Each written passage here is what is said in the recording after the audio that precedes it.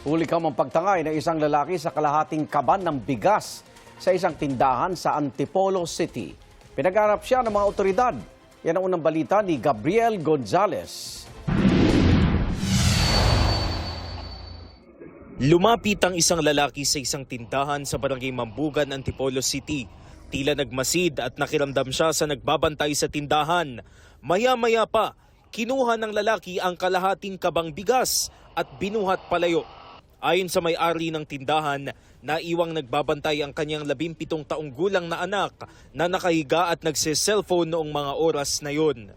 Iniwan ko po yung anak ko, punta ako ng barangay. May kukunin po kasi ako doon.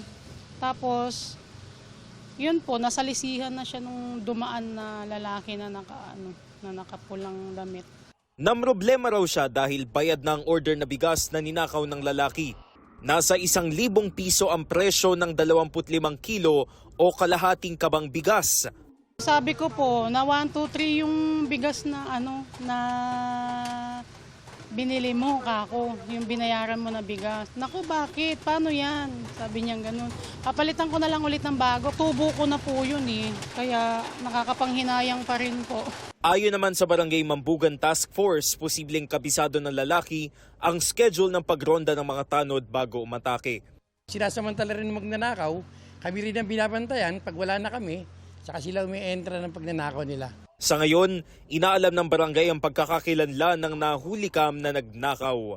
Nakikipag-ugnayan na rin ang barangay sa pulisya para matugis ang sospek.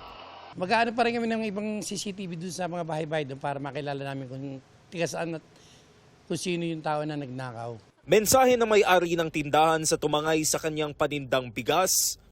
Sana po magtrabaho po siya ng patas.